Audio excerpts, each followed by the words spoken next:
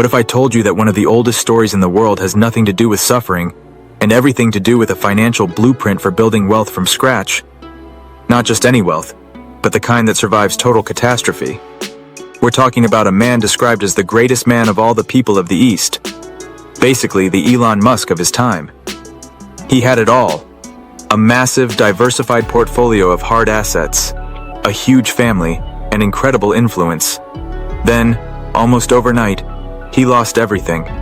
His assets were stolen or destroyed, his children were killed, his health was gone, and his reputation was in tatters. But this isn't a story about ruin. It ends with a supernatural doubling of everything he lost.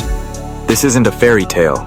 It's the story of Job, and hidden in its ancient pages, a story whose events likely took place in the patriarchal era, are three pillars that decode how to build wealth from nothing, survive complete failure, and unlock a double portion of restoration. We're going to break down this method, which is more relevant today than ever. So forget what you think you know about hustle culture and budgeting. We're about to decode a timeless strategy that turns total loss into a launchpad for a legacy. Before the collapse, Job was a masterclass in biblical entrepreneurship. The scriptures tell us he owned 7,000 sheep, 3,000 camels, 500 yoke of oxen, and 500 donkeys. Now, this wasn't just a random collection of animals. It was a sprawling, land-based empire. Think about the infrastructure that required acres of land, barns, food sources, and a massive staff of servants to manage it all. While it's impossible to put an exact number on it, in today's terms, he was a titan of his era. His wealth was built on hard assets, not speculation or debt. This aligns perfectly with timeless principles of wise stewardship. Job understood his role was to manage the resources he was given, and he did it with excellence. He even acted as a spiritual leader for his family, consistently honoring God, which shows his business and his faith were completely integrated.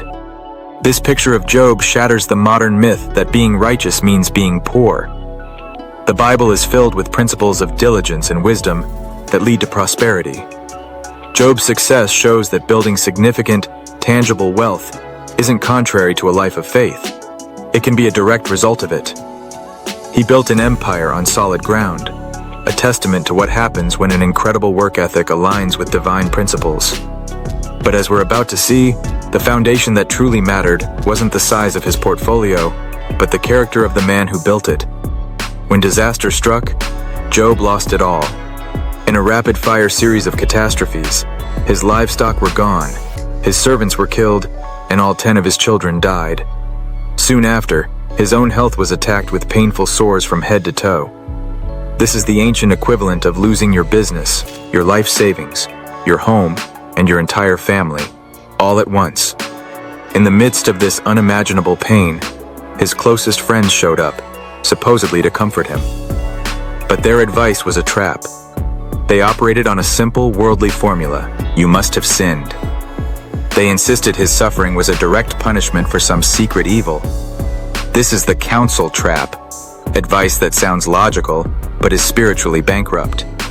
It's the same voice that tells entrepreneurs today to cut corners, bend the truth, or compromise their values when a crisis hits. This is where the first pillar of Job's method becomes non-negotiable: integrity over income. His friends pressured him to admit to a wrong he didn't commit. His wife, drowning in her own grief, told him to just curse God and die. The pressure to abandon his principles was immense. And yet, Job's response was staggering. He declared, "The Lord gave, and the Lord has taken away. Blessed be the name of the Lord." He refused to compromise his integrity, even when it cost him everything. He understood a profound financial truth most people miss. Integrity is your long-term capital. You can always make more money, but once you lose your character and your credibility, it's nearly impossible to build back. A business built on deception is a house of sand. God doesn't build lasting prosperity on crooked foundations. Job knew his value wasn't tied to his net worth. It was tied to his character. That commitment to doing the right thing, especially under pressure, isn't just a moral high ground. It's a long-term financial strategy that builds a foundation that can't be shaken. The second pillar of Job's method is resilience. After his catastrophic loss, Job didn't just bounce back in a week. He entered a long, painful, silent season. This is that period where it feels like nothing is working. Your prayers feel like they're hitting the ceiling, and the temptation to make impulsive, fear-based decisions is overwhelming. Most people in this situation panic. They take on risky debt, jump into desperate deals, or just get paralyzed by a victim mentality, believing their failure now defines them. Job shows us a different way. Despite the intense pressure, he didn't make rash financial moves driven by emotion. He sat in his pain and he wrestled with his questions, but he endured. In this context, patience isn't passive. It's a powerful financial strategy. It's the ability to wait, to analyze, and to refuse to move out of fear, because emotional decisions almost always make financial losses worse. Job understood that a loss is an event, not an identity. A failure can impact your present, but it doesn't have to define your future. Resilience is about having the grit to keep going when you see no immediate results. It's the understanding that these challenges are often refining fires, designed to shape our character and prepare us for something greater. Faith acts as the anchor, allowing you to withstand the storm without being uprooted. It's trusting that even in the silence, a plan is at work. God rewards perseverance. Job's ability to endure this silent season without losing his head was crucial. He protected his inner stability, which put him in the perfect position for the restoration that was coming. The third pillar is divine wisdom, and it's all about whose voice you listen to in a crisis. Job was surrounded by worldly trends, personified by his friends. Their advice was based on a flawed, formulaic view of God. Do good, get good things. Do bad, get bad things. They represented the noise of the world, the experts, the analysts, the critics who try to fit a supernatural God into a neat little box. Job, however, ultimately rejected their advice and chose to seek divine wisdom instead. He argued with them, he defended his integrity, and he took his case directly to God. This is a vital lesson for anyone trying to build wealth.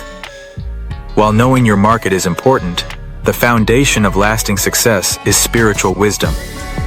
It's about seeking God's guidance in your decisions, trusting that His perspective sees things that the world's trends miss. True divine wisdom doesn't just lead you to profitable decisions, but to ones that are ethically sound. Job understood that God is the source, not the system. He had lost his entire economic system, his assets, his income, his social standing, but he never lost his connection to the ultimate source of it all. If your trust is in your job, your bank account, or your business, you're already on shaky ground. Those are just channels. They aren't the source. Money and systems can, and do, fail. The source never does. This is the core of kingdom finance. Recognizing that God is the CEO, and we are the stewards of His resources. You put your hope in God, not in wealth itself. By rejecting worldly noise and anchoring into divine wisdom, Job was setting himself up for a supernatural turnaround that no financial planner could have ever seen coming. If these ancient principles are hitting home, and you want to learn more about applying God's timeless wisdom to your modern financial life, make sure you subscribe and hit that notification bell. We're dedicated to decoding these truths to help you build a legacy of purpose and prosperity. Here it is. This is the moment the entire story pivots. It's the trigger for Job's complete financial restoration, and it's not what you'd expect. Job 42:10 says, "And the Lord restored the fortunes of Job when he had prayed for his friends." Let that sink in. The breakthrough didn't come when Job was demanding justice or focused on his own pain. It happened when he shifted his focus from his own problems to intercede for the very people who had spent days criticizing and misjudging him. He prayed for his critics. This is the restoration pivot. It's about breaking free from being trapped in your own financial mess and realigning with a greater purpose. It's the principle of being generous when you feel you have nothing, and serving others even while you yourself are rebuilding. Money starts to flow again when it stops being the absolute center of your life. This single act of forgiveness and prayer unlocked his breakthrough. And the restoration wasn't just a return to normal. The Bible says God gave him twice as much as he had before. His wealth was doubled. He received 14,000 sheep, 6,000 camels, 1,000 yoke of oxen, and 1,000 donkeys. God didn't just balance the books, he showed his extravagant favor. This double portion is symbolic. It shows that God's restoration isn't just about replacing what was lost, but about an abundant blessing that far exceeds where you started. The key is that Job received this after his heart no longer depended on money for security. When money stops being your idol, God can entrust it to you again because he knows you now have the character to manage it without letting it control you. Financial restoration doesn't start in the bank, it starts in the heart. Job's story ends not just with restored wealth, but with a restored family and an incredibly long life. He lived another 140 years, long enough to see 4 generations of his descendants. He didn't just get rich again, he built a multi-generational legacy. Job's method is a counterintuitive financial blueprint for our time. It's not about get-rich-quick schemes. It's about building something that lasts. Let's remember the 3 pillars. First, integrity over income. Your character is your most valuable asset. Protect it. Second, resilience. Endure the silent seasons without making fear-based decisions. A loss is an event, not your identity. And third, divine wisdom. Tune out the worldly noise and anchor yourself to the true source of all provision. Then, execute the restoration pivot. Shift your focus from your own lack to serving others, and watch how the principle of sowing and reaping unlocks a supernatural increase in your own life. The story of Job teaches us that financial rebuilding is an inside-out job. God restores the heart and mind before he restores the wallet, making sure the cycle of loss isn't repeated. True wealth isn't just measured by what's in your bank account, but by the integrity of your character and your connection to God. When you build on that foundation, you aren't just setting yourself up for success. You're building a legacy that can weather any storm and last for generations.